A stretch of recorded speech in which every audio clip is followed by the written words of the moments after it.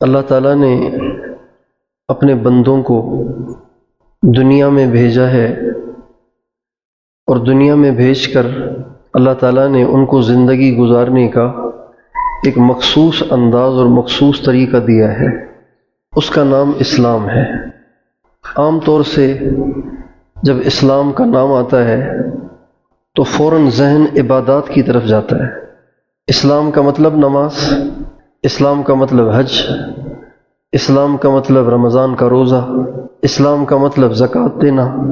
اسلام کا نام آتے ہی فوراً ذہن چند مخصوص عبادات کی طرف جاتا ہے، جبکہ یہ ایک غلط سوچ ہے جو ہمارے دل دماغ میں ڈال دی گئی ہے اور ہمارے اندر اس کو فیڈ کیا گیا ہے کہ اسلام صرف ان چند چیزوں کا نام ہے، باقی آپ کی اپنی مرضی ہے، جیسے چاہیں آپ زندگی گزاریں۔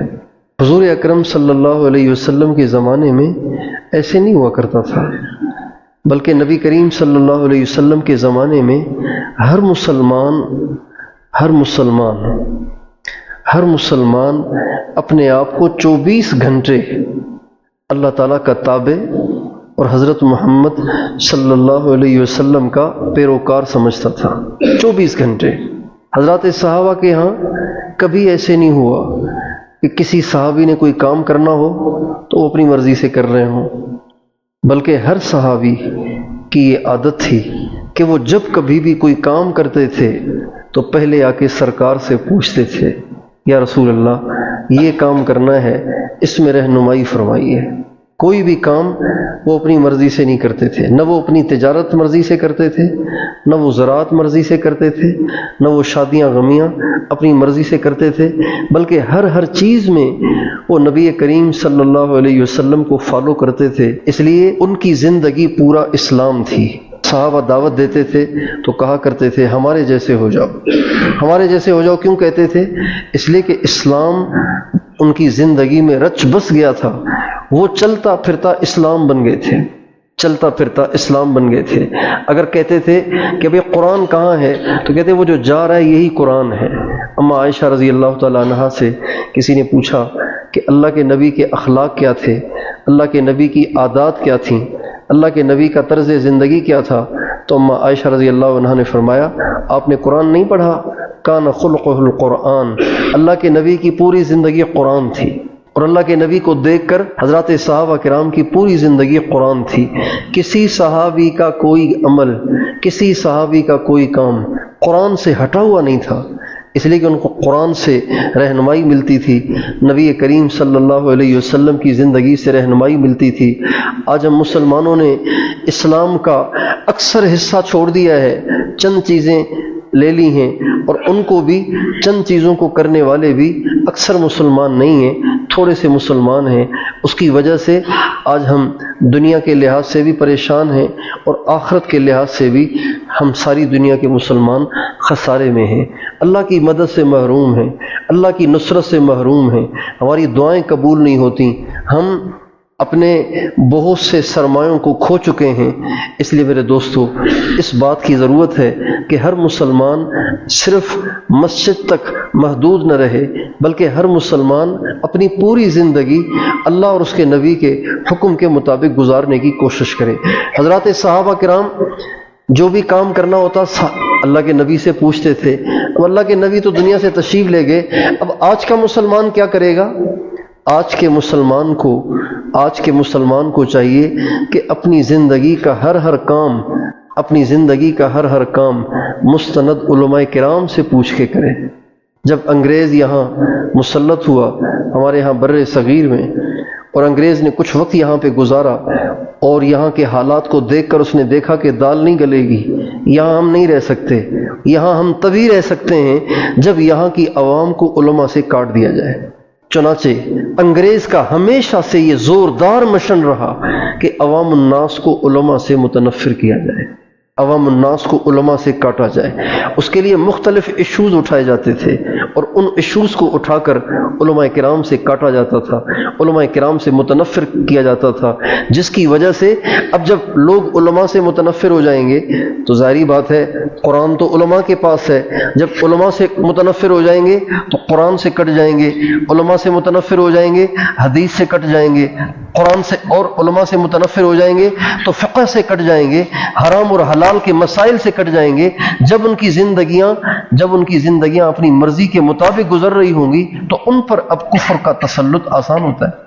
اس لیے ہمارے بزرگوں کا ارشاد ہے، ہمارے پرانے بزرگوں کا ارشاد ہے، جہاں کہیں دیکھو کہ کوئی تحریک یا کوئی شخص یا کوئی جماعت علماء سے لوگوں کو کاٹ رہی ہے تو اس بات کا یقین کر لو کہ ان کے پیچھے غیروں کی ڈور ہے، ان کے پیچھے غیروں کا ہاتھ ہے، اس کے پیچھے غیروں کی سپورٹ ہے۔ اس لیے کہ نبی کریم صلی اللہ علیہ وسلم سے پوچھ کے زندگی گزارنی ہے، اور نبی کے جانشین دکاندار نہیں ہیں، نبی کے جانشین ڈاکٹر نہیں ہیں، نبی کے جانشین انجینئر نہیں ہیں، نبی کے جانشین سائنسدان نہیں ہیں، بلکہ نبی کریم صلی اللہ علیہ وسلم کا ارشاد ہے ان العلماء ورثۃ الانبیاء، نبیوں کے جو وارث ہیں نا وہ علماء ہیں، نبیوں کے جو جانشین ہیں جنہوں نے نبیوں کی جگہ پر کرنی ہے وہ اور کوئی طبقہ نہیں ہے، وہ طبقہ علماء کرام کا ہے۔ میرے دوستو، آج علماء کرام کو یہ شکایت رہتی ہے کہ ہمارے پاس لوگ آتے ہیں صرف نکاح کا مسئلہ پوچھنے کے لیے، صرف طلاق کا مسئلہ پوچھنے کے لیے، کوئی دو بول دیے اب پریشان، ہم مولوی صاحب کے پاس بھاگتے ہیں کہ جی مفتی صاحب کوئی راستہ نکالو، میں نے یہ الفاظ کہہ دیے ہیں، اس کے لیے جاتے ہیں۔ اور اس کے لیے جاتے ہیں کہ جی اتحیات میں بیٹھا ہوا تھا اور میں نے درود شریف نہیں پڑھا، بتائیے نماز ہو گئی کہ نہیں ہو گئی؟ میں نے 4 رکعت کی بجائے 3 رکعت، میں نے 4 رکعت کی بجائے 5 رکعت پڑھ لی تو میری نماز ہوئی کہ نہیں ہوئی؟ سجدہ سہو بھی نہیں کیا، سجدہ سہو کر لیا تو نماز ہوگی کہ نہیں ہو گئی؟ نماز کے مسائل پوچھتے ہیں، طلاق کے مسائل پوچھتے ہیں، نکاح کے مسائل پوچھتے ہیں، اپنی پوری زندگی اللہ کے حکم کے مطابق اور نبی کریم صلی اللہ علیہ وسلم کے طریقے کے مطابق گزارنے کے لیے ہم علماء کرام سے رہنمائی نہیں لیتے۔ اور ایک تو یہ ہمارے ہاں رکھنا آ گیا ہے جس کی وجہ سے دین کا نقصان ہے۔ جتنا ہم علماء سے کٹیں گے، جتنا ہم اللہ والوں سے کٹیں گے، اتنا ہمارے دین میں نقص واقع ہوگا، اتنا ہمارے دین میں کمی آئے گی۔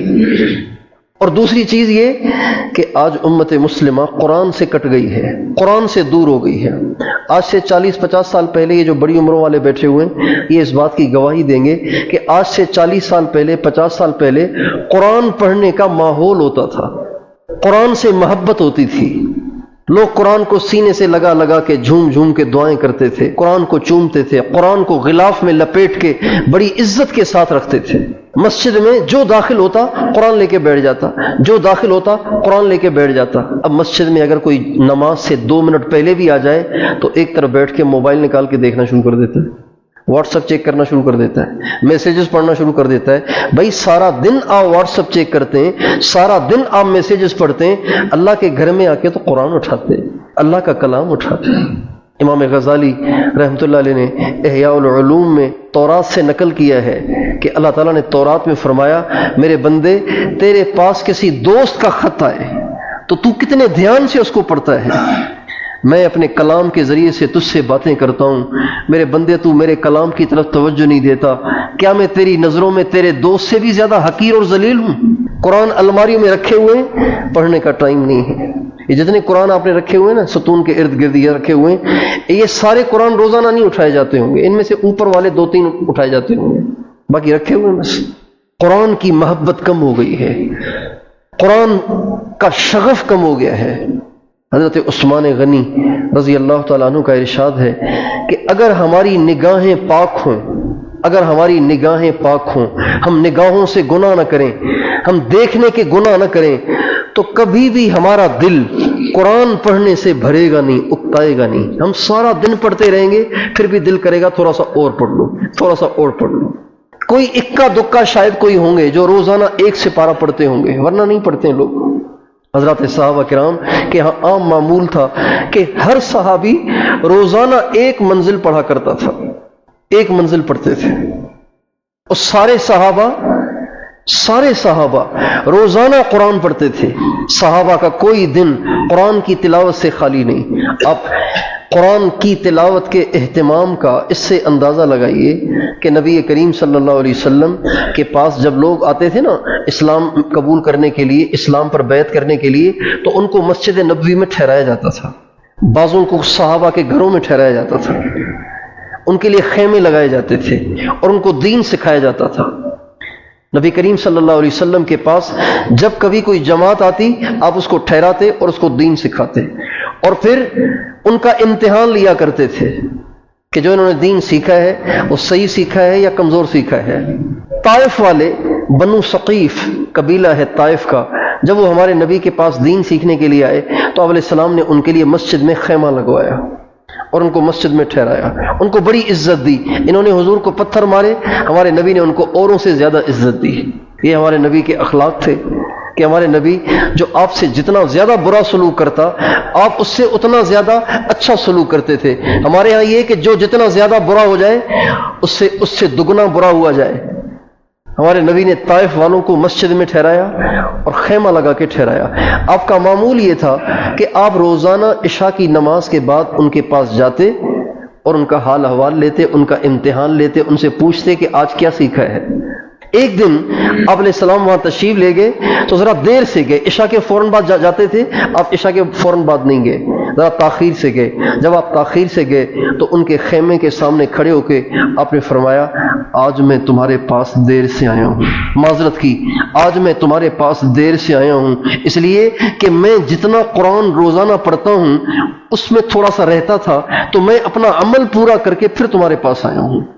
میں جتنا روزانہ قرآن پڑھتا تھا اس میں سے کچھ رہتا تھا، تو میں اپنا عمل، میں اپنا وظیفہ، میں اپنا ورد، میں اپنی تلاوت جو مقرر تھی وہ پوری کر کے پھر تمہارے ساتھ ملنے کے لیے آیا ہوں.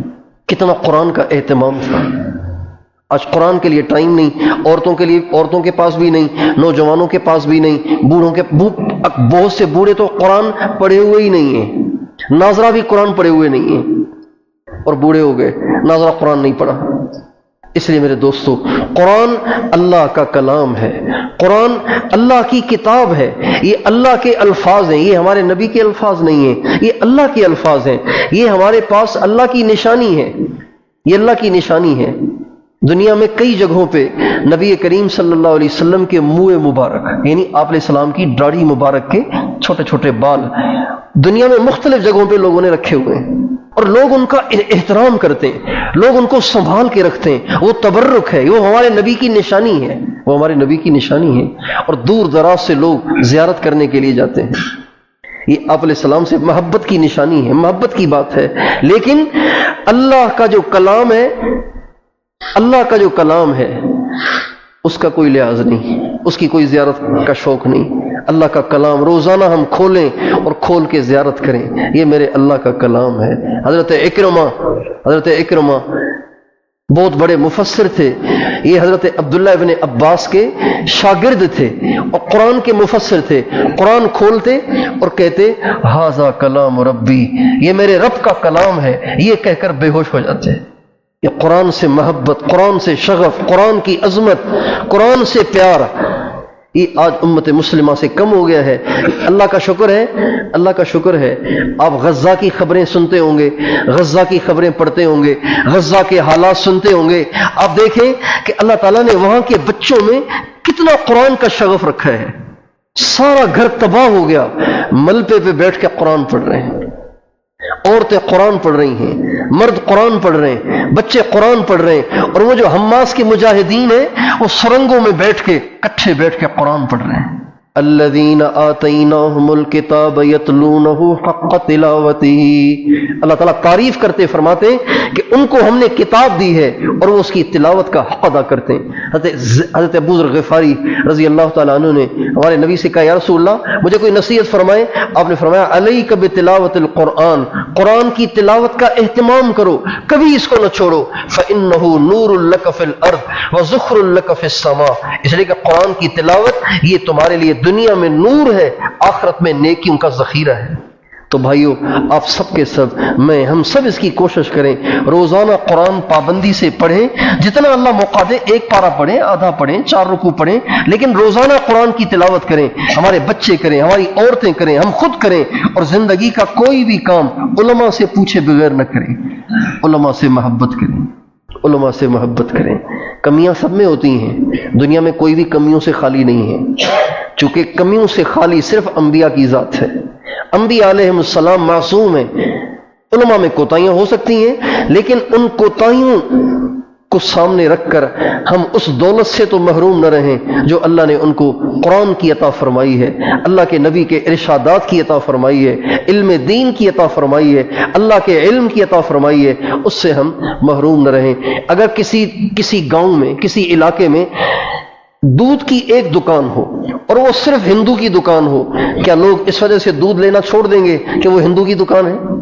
آپ سے پوچھتا ہوں، کسی گاؤں میں ایک میڈیکل اسٹور ہے اور وہ کسی عیسائی کا ہے، کیا مسلمان، پکے مسلمان، کیا دوائیاں لینا چھوڑ دیں گے اس لیے کہ وہ عیسائی کی دکان ہے؟ تو ہم علماء سے علم لینا کیوں چھوڑ دیتے ہیں کہ جی یہ بڑا بدتمیز آدمی ہے، بہت سخت طبیعت آدمی ہے، وہ ہمیں ڈانٹتا رہتا ہے اور یہ کرتا رہتا ہے، وہ کرتا رہتا ہے۔ بھائی یہ تو وہ کرتا ہے، یہ تو اس کی کمیاں ہیں، اس کے پاس جو دولت ہے اس سے تو محروم نہ رہے نا۔ علماء سے محبت کریں، یہ علماء کے، یہ انبیاء کے جانشین ہیں، یہ نبی پاک علیہ السلام کے جانشین ہیں، ان کی رہنمائی میں زندگی گزاریں۔